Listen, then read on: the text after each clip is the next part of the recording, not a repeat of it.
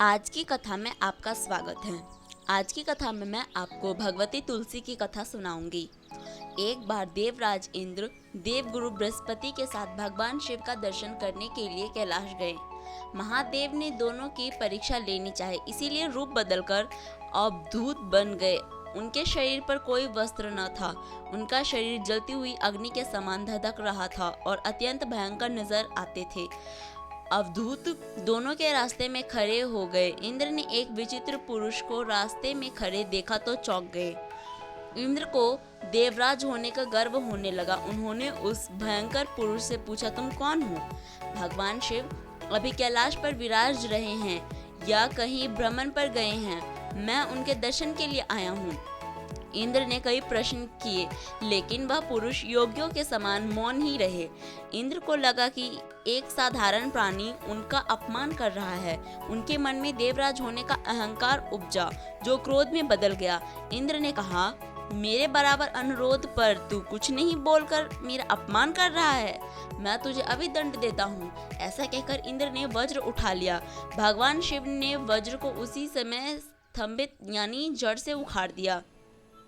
इंद्र की बाह अकड़ गई। भगवान अवधूत क्रोध से लाल हो गए। बृहस्पति उनके चेहरे पर आए क्रोध की ज्वाला को देखकर समझ गए कि ऐसा प्रचंड स्वरूप महादेव के अतिरिक्त किसी का नहीं हो सकता।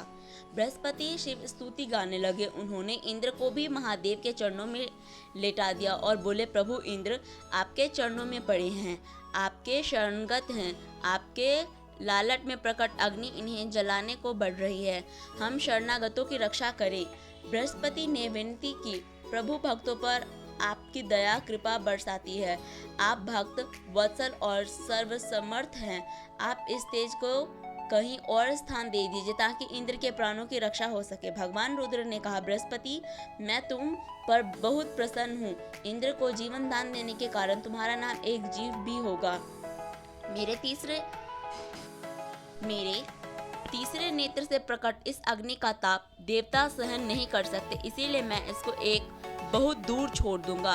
महादेव ने उस तेज को हाथ में धारण कर समुद्र में फेंक दिया। वहां फेंके जाने के कारण भगवान शिव का वह तेज तत्काल एक बालक के रूप में परिवर्तित हो गया। सिंधु से उद्भव होने के कारण उसका नाम सिंधु पुत्र जलांधर प्रसिद्ध हुआ। जलांधर, जिसका नाम शंखचूड़ भी हुआ, शिव के तेज से उत्पन्न हुआ था। इसका यह कारण परम शक्तियों से संपन्न था। वह देवों से ज्यादा शक्तिवान था। वह उस तेज से पैदा हुआ जो इंद्र को समाप्त करने वाला था, इसीलिए असुरों ने उसे अपना राजा बनाया। अवधूत रूप में यह लीला करने के बाद महादेव अंतर्धारांत हो गए। इंद्र के गर्व का भंजन भी हुआ। भगवान के दर्शन भी हो गए। भगवती तुलसी जी से जुड़ी एक बहुत ही प्रसिद्ध कथा प्रचलित है। श्रीमद् देवी भागवत पुराण में इसके अवतरण के दिव्य लीला कथा भी बनाई गई है। एक बार शिव ने अपने तेज को समुद्र में फेंक दिया था। उससे एक महातेजस्वी बालक ने जन्म लिया। यह बालक आगे चलकर जलांधर के नाम से प्राक्रमित दैत्य राजा बना। इसकी राजधानी का नाम जलांधर नगरी था, क्योंकि उसका नाम जलांधर था, और वह बहुत ही शक्तिशाली था, क्योंकि वह शिव जी के तीसरी नेत्र से जो ज्वाला निकली थी उससे वो पैदा हुआ था। दैत्यराज कालनेमि की कन्या वृंदा का विवाह जलांधर से हुआ। जलांधर महाराक्षस था। अपनी सत्ता के मद में चूर उसने माता लक्ष्मी को पाने की कामना से युद्ध किया, परंतु समुद्र से उत्पन्न होने के कारण माता लक्ष्मी ने उसे अपने भाई के रूप में स्वीकार किया। वहां से पराजित होकर वह देवी पार्वती को पाने की लालसा में कैलाश पर्वत पर चला गया। भगवान देवाधिदेव शिव का ही रूप धरकर माता पार्वती के समीप गया, परंतु मां ने अपने योग्य बल से उसे तुरंत पहचान लिया तथा वहां से अत्यध्यान हो गया, और वहां से जाने के बाद वह लौटकर नहीं आया। देवी पार्वती ने क्रुद्ध होकर सारा वृत्तांत भगवान विष्णु को सुनाया। जलांधर की पत्नी वृंदा अत्यंत पवित्रता स्त्री थी।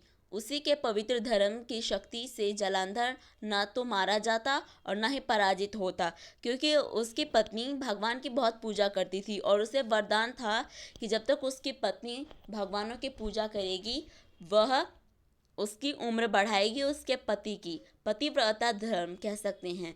पतिव्रता धर्म को भंग करना बहुत ज़रूरी था जलंधर को मारने के लिए। जब तक उसके पतिव्रता धर्म को भंग नहीं किया जाता तब तक जलंधर को हराना बहुत ही मुश्किल था। इसी कारण भगवान विष्णु ऋषि वेश धारण कर वन में जा पहुँचे, जहाँ वृंदा अकेली भ्रमण कर रही थी। भगवान के साथ 2 मायावी राक्षस भी थे, जिन्हें देखकर वृंदा भयभीत हो गई। ऋषि ने वृंदा के सामने पल में दोनों को भस्म कर दिया। उनकी शक्ति देखकर वृंदा ने कैलाश पर्वत पर महादेव के साथ युद्ध कर रहे अपने पति जलंधर के बारे में पूछा कि वे कहाँ हैं। ऋषि ने अपने माया जाल से 2 वानर प्रकट किए। एक वानर के हाथ में जलंधर का सिर था तथा दूसरे के हाथ में धड़। अपने पति की यह दशा देखकर वृंदा मूर्छित होकर गिर पड़ी। होश में आने पर उन्होंने ऋषि रूपी भगवान से विनती की कि वह उसके पति को जीवित करे। भगवान ने अपनी माया से पुनः जलंधर का सिर धड़ से जोड़ दिया, परंतु स्वयं भी वह उसी शरीर में प्रवेश कर गए।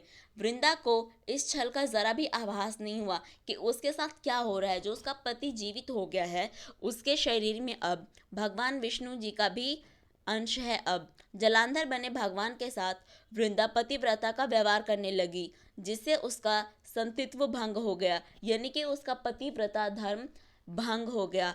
ऐसा होते वृंदा का पति जलंधर युद्ध में हार गया।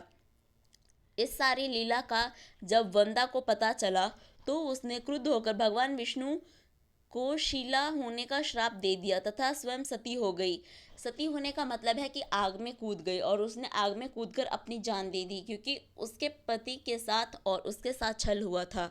जहाँ वृंदा भस्म हुई वहाँ तुलसी का पौधा उगा। भगवान विष्णु ने वृंदा से कहा, हे वृंदा, तुम अपनी सतीत्व के कारण मुझे लक्ष्मी से भी अधिक प्रिय हो गई हो। अब तुम तुलसी के रूप में सदा मेरे साथ रहोगी। जो मनुष्य भी मेरे शालिग्राम रूप के साथ तुलसी का विवाह करेगा, उसे इस लोक और परलोक में विपुल यश प्राप्त होगा। जिस घर में तुलसी होता है वहाँ यम के दूत भी असमय नहीं जाते हैं और ना ही जा सकते हैं। गंगा व नर्मदा के जल में स्नान तथा तुलसी का पूजन बराबर माना जाता है, चाहे मनुष्य कितना भी पापी क्यों न हो। मृत्यु के समय जिसके प्राण मंजीर रहित तुलसी और गंगा जल मुख में रख कर निकाल दिए जाते हैं, वह पापों से मुक्त होकर वैकुंठ धाम को प्राप्त होता है। जो मनुष्य तुलसी व आंवलों की छाया में अपने पितरों का श्रद्धा करते हैं, उसके पितृ मोक्ष को भी प्राप्त हो जाते हैं। उसी दैत्य जलंधर की यह भूमि जलंधर नाम से विख्यात है। सती वृंदा का मंदिर मोहल्ला कोट किशनचंद में स्थित है। कहते हैं इस स्थान पर एक प्राचीन गुफा भी है जो सीधे हरिद्वार तक जाती है।